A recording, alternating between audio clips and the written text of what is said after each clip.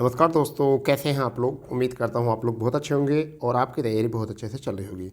दोस्तों, आज जो हमारा सेशन होने वाला है वो है इलाहाबाद हाई कोर्ट।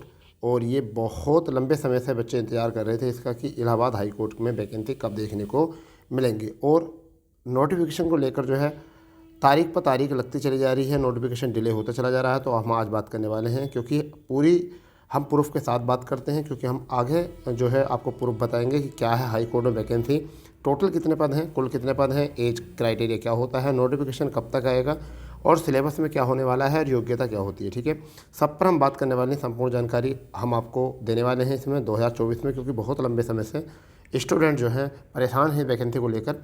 और इसी वैकेंसी के बाद जो है फिर ग्रुप सी और ग्रुप डी में वैकेंसी भी आपको देखने को मिलेंगी। ठीक है दोस्तों, तो वीडियो थोड़ा सा बड़ा हो सकता है फिलहाल में। अगर आपको संपूर्ण जानकारी चाहिए तो वीडियो बने रहो, क्योंकि एक एक बात जो है मेरी पूरी तरीके से नोट किया करो, क्योंकि जो मैं बताता हूँ उसका मैं प्रूफ भी देता हूँ। ऐसा नहीं है कि मैं बिल्कुल हवा में गांठें बांधना होता, कुछ नहीं होता, ऐसा मनगढ़ंत कहानी बनाना कुछ नहीं होता है। क्योंकि जब तक हमें कोई इन्फॉर्मेशन नहीं मिलती, जब तक हम आपको इस बात के बारे में कभी भी नहीं बताते। क्योंकि अगर ऐसा करना होता तो बहुत पहले ही बता सकते थे, परंतु देखिए क्या है नोटिफिकेशन और पूरी डिटेल क्या है, कितने पद खाली हैं, सारी बात हम बताएंगे जो कि हमने आंकड़े जुटाए हैं।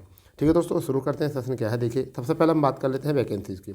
देखिए सबसे पहले वैकेंसी की बात कर देते हैं। 1/7/2023 तक की वैकेंसी का हमें पता है कितनी वैकेंसी खाली थी। देखिए high court general office cadre, ठीक है, जनरल ऑफिस कैडर के बारे में हम बात कर रहे हैं। देखिए यहाँ पर क्या है, रजिस्ट्रार, ठीक है, junior registrar, deputy registrar, assistant registrar, section officer, ठीक है, रिव्यू ऑफिसर और असिस्टेंट रिव्यू ऑफिसर, ठीक है, कंप्यूटर असिस्टेंट। तो यहाँ पर सारे पद हैं, मगर हम बात करने वाले हैं रिव्यू ऑफिसर पर और असिस्टेंट रिव्यू ऑफिसर पर। देखिए यहाँ पर स्ट्रेंथ जो है वो कितनी है आपकी, 1416 की है, और वैसे कितनी है 468 की। परंतु वर्किंग पर कितने हैं, 1105 जो हैं रिव्यू ऑफिसर हैं और 368 जो हैं आपके असिस्टेंट रिव्यू ऑफिसर हैं।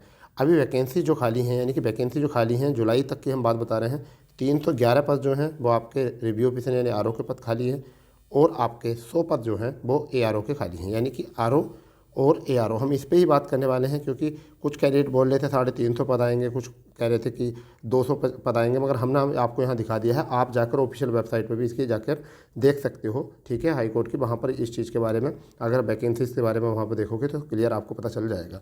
तो कितनी वैकेंसी कहाँ पर कितनी खाली हैं तो आपको यहाँ से दिख गया होगा पूरा टोटल। चलिए तो शुरू करते हैं, आगे जो है सेशन क्या है। तो अब तो ये पता चल गया होगा कि आपको वैकेंसी कितनी आनी है। आरओ और एआरओ, आरओ और एआरओ में जो वैकेंसी आने वाली है वो लगभग अभी तक जो है वो 411 पद खाली हैं। इसे ये संख्या बढ़ाई भी जा सकती है और ये संख्या घटाई भी जा सकती है, ठीक है। ये अप्रोक्सली बहुत अच्छे लेवल पर वैकेंसी होती है, ठीक है। अब देखिए क्या करना है, आगे आगे देखते हैं क्या है। देखिए इसमें जो आपका रिजर्व होता है, मतलब कितने उसमें कैटेगराइज किया जाता है। शेड्यूल कास्ट यानी जो एससी होता है उसमें कितनी सीटें होती हैं, 21% आती हैं। और एसटी में पॉइंट मतलब 0.2% होती हैं। और ओबीसी में जो आपकी वैकेंसी आती हैं वो कितनी आती हैं, 27% वैकेंसी आती हैं। और रिजर्व में और सब रिजर्व में आती हैं 10% वैकेंसी जो है आपको पता है ईडब्ल्यूएस में भी आती हैं, ठीक है भैया। चलिए इससे आगे देखते हैं क्या है। अब देखिए ये है आपकी सब कैटेगरी जो होती हैं आपकी, जैसे कि वुमेन के लिए 20% सीटें रिजर्व रहेंगी, और आपके डिपेंडेंट और फ्रीडम फाइटर यानी कि स्वतंत्र सेनानी जो है उनके लिए 2%, एक्स सर्विसमैन के लिए 5%, और आपके फिजिकल हैंडीकैप्ड के लिए 3%, और स्पोर्ट्समैन के लिए 1% यहाँ पर सीट खाली होंगी। ये आपको पता चल चुका होगा। आगे देखते हैं कि क्या है इसकी क्वालिफिकेशन क्या है। तो देखिए सबसे पहले आरओ देख लेते हैं। आरओ में क्वालिफिकेशन क्या है, यानी कि जिसे हम कहते हैं आरओ यानी कि रिव्यू ऑफिसर बोलते हैं हम इसको, ठीक है, समीक्षा अधिकारी बोलते हैं। तो bachelor degree of university eligibility law in India, ठीक है, यानी कि आपने लॉ इन इंडिया में अगर डिग्री कर रखी है तब भी चल जाएगा आपका। और यहाँ पर अगर साथ देखते हैं तो a qualifying recognize and environment others, ठीक है, ये भी हो सकता है। अगर हम देखें diploma degrees computer science from recorded institute, ठीक है, यूनिवर्सिटी, तो यहाँ पर देखेंगे तो ओ लेवल सर्टिफिकेट मांगा है, नीलेट और ड्रॉइंग का होना चाहिए। और करके देखा सर्टिफिकेट कंप्यूटर साइंस, ठीक है। और आपको क्या होना चाहिए, 25 वर्ड पर मिनट की जो है इंग्लिश टाइपिंग आनी चाहिए, ठीक है। ये देखिए आरओ हाई कोर्ट की ही ऑफिशियल वेबसाइट से हम बता रहे हैं, ठीक है, ये देख लीजिए आप, ठीक है। इसमें हाई कोर्ट इलाहाबाद आप जाओगे यहाँ पे वेबसाइट खोल कर वहाँ चेक कर सकते हो क्या है, ठीक है। अब यहाँ बात करते हैं आपके यानी कि एआरओ में। एआरओ में देखो bachelor degree for a university eligible by law in India, ठीक है, क्वालिफिकेशन रिकॉग्नाइज होनी चाहिए, या फिर डिप्लोमा डिग्री कंप्यूटर साइंस, ठीक है, इसमें होना चाहिए, ओ लेवल होना चाहिए, ठीक है भाई। ओ लेवल होना चाहिए नेट का, या आपका डोएक सोसाइटी से बना हुआ होना चाहिए, और यहाँ भी 25 वर्ड किसकी होनी चाहिए, इंग्लिश की टाइपिंग आपसे आनी चाहिए जो इन्होंने दिया है, ठीक है, अभी फ़िलहाल में, ठीक है, कम से कम बोला गया है यहाँ पर। चलिए इससे आगे देखते हैं क्या है। देखिए अब यहाँ पर है सिलेक्शन प्रोसेस क्या होता है इसका। सिलेक्शन प्रोसेस यानी कि सिलेबस क्या है इसमें। तो स्टेज आपकी जो है सिंगल स्टेज में क्या होता है, 2 पार्ट होते हैं सिंगल स्टेज में, ठीक है भाई। तो पहला आरओ का देख लेते हैं, रिव्यू ऑफिसर का देख लेते हैं। पार्ट 1 है आपका, ठीक है। मल्टीपल चॉइस क्वेश्चन आएंगे, 200 क्वेश्चन आएंगे, एमसीक्यू 200 ही होंगे आपके, और 3 घंटे का आपको समय मिलेगा। कितना, 3 घंटे का समय मिलेगा। नो निगेटिव मार्किंग, यानी कोई भी निगेटिव मार्किंग नहीं होगी, ठीक है। ये पार्ट 2 में कंप्यूटर नॉलेज होगी आपकी, कंप्यूटर टेस्ट होगा, कंप्यूटर बेस्ड टेस्ट होगा आपका, ठीक है। और इसमें क्या होगा आपका मैक्सिमम 50 अंक का आपका ये होगा, और जिसमें से ड्यूरेशन टाइम जो होगा वो कितना होगा, 20 मिनट का होगा। नो निगेटिव मार्किंग आपके, तो यहाँ पर कितने मिनट का होगा, ये 20 मिनट का होगा, ठीक है भाई। तो इतनी बात आपको यहाँ से याद रखनी है। और यहाँ पर देखिए क्या दिया गया है, मैक्सिमम एलिजिबल मार्क्स, अच्छा 25 मार्क्स ऑफ आउट ऑफ 50, यानी कि 25 तो आपको लाने ही हैं, ठीक है, 25 मार्क्स आपको लाने हैं, ठीक है। इसके बाद में अगर हम सिलेबस को देख लेते हैं, तो यहाँ सिलेबस देख लीजिए दोस्तों क्या है। टोटल सिलेबस आपको दे रखा है कि यहाँ से आना, जनरल साइंस आनी है, हिस्ट्री आनी है, तो ये तो तुम्हें पता ही है, नॉर्मली ऐसा होता ही है। पार्ट 2 में जो है आपको कंप्यूटर नॉलेज टेस्ट होगा, जिसमें आपको कितने शब्द हैं, आपको 500 वर्ड जो है, 500 word on computer which see will record to आपका response on the computer the in the, ठीक है। तो ये आपको बताना है कि कौन से फॉर्मेट। इंग्लिश में आपको दिया है, टेक्स्ट दिया जाएगा, उसके बारे में आपको बताना है, कंप्यूटर बेस्ड टेस्ट होगा। तो ये बहुत अच्छी वैकेंसी होती है। चलिए और दूसरा अगर हम आपने देखना चाहेंगे तो ARO क्या हो जाएगा। ARO मल्टीपल चॉइस क्वेश्चन होंगे आपके, कंप्यूटर बेस्ड 200 क्वेश्चन होंगे, 200 ही मार्क का होगा, ठीक है। नो निगेटिव मार्किंग, और आपको 180 मिनट इसमें मिलेंगे।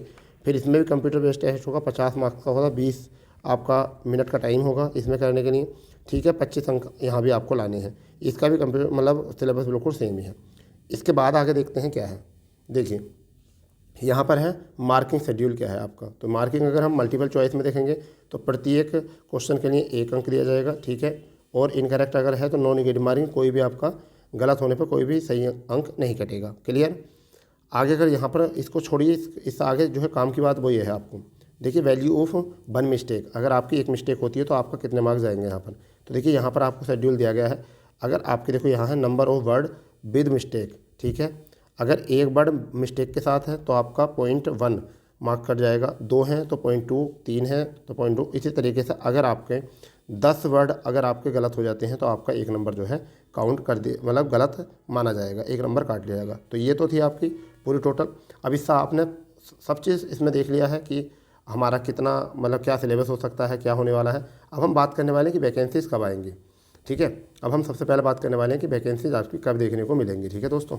अब हम देखने वाले हैं वैकेंसी कब देखने को मिलेंगी, यानी कि नोटिफिकेशन कब आएगा। इसमें योग्यता हो चुकी है, ठीक है, योग्यता हो चुकी है, सिलेबस हो चुका है, एज हो चुकी है। तो ये एज अभी नहीं बताई है। एज आपकी 21 वर्ष से लेकर 35 वर्ष तक इसमें एज मांगी जाती है। 21 वर्ष से 35 वर्ष तक मांगी जाती है। पदों की बात हो चुकी है, कुल पद। नोटिफिकेशन कब तक आएगा, तो नोटिफिकेशन जो है आपका फरवरी 2nd वीक तक आपका ये नोटिफिकेशन देखने को मिलेगा, या फिर लास्ट वीक, यानी कि फरवरी मंथ में जो है आपका ये नोटिफिकेशन आपको देखने को मिल जाएगा, जो बहुत लंबे समय से इसका इंतजार कर रहे थे। तो अब आपको घबराने की जरूरत नहीं है। जो भी कैंडिडेट हैं और इसकी तैयारी करना चाहते हैं वो सिलेबस के लिए और सिलेबस में बिल्कुल अच्छे तरीके से जुड़ जाएँ, क्योंकि फिर बाद में डिले करने से आपका कुछ नहीं होने का। क्योंकि फरवरी भी आज तुम्हें पता है जनवरी का लास्ट मंथ, जनवरी का लास्ट वीक चल रहा है, और जनवरी के लास्ट वीक में इसको हमने पहले ही मना किया था कि जनवरी के लास्ट में विज्ञापन देखने को नहीं मिलेगा। तो ये विज्ञापन आपको कब देखने को मिलेगा बेटा, वो हमने बता दिया है। ये विज्ञापन आपको देखने के लिए मिलेगा फरवरी माह के 2nd से 3rd वीक, ठीक है। अगर थोड़ा बहुत डिले हुआ तो लास्ट फरवरी तक आपका नोटिफिकेशन आ जाएगा, परंतु इतना समय नहीं होता है, समझ गए नहीं। इसके लिए बहुत फुर्ती के साथ वैकेंसी होती है, बहुत जल्दी से वैकेंसी होती है, तो फिर आप उस समय पर जो है सिलेबस तैयार नहीं कर सकते हो। इसलिए अभी से ही आप लग जाइए इसकी तैयारी में, क्योंकि जब हमने प्रण कर लिया है तो उसमें आपको लगना पड़ेगा, ठीक है दोस्तों। तब तो आपका सिलेक्शन होगा, क्योंकि कंपटीशन बहुत ज़्यादा हो चुका है आज के टाइम में। इसलिए मैं आपसे उम्मीद करूँगा कि आपको जो मेरे बताए हुए सूचना है वो आपको बहुत अच्छे से समझ में आई होगी, ठीक है दोस्तों। जैसे कोई नोटिफिकेशन आता है और तो हम आपके साथ सम्मुख होंगे बिल्कुल, ठीक है। तो मिलते हैं जब तक के लिए। जय हिंद, जय भारत, वंदे मातरम।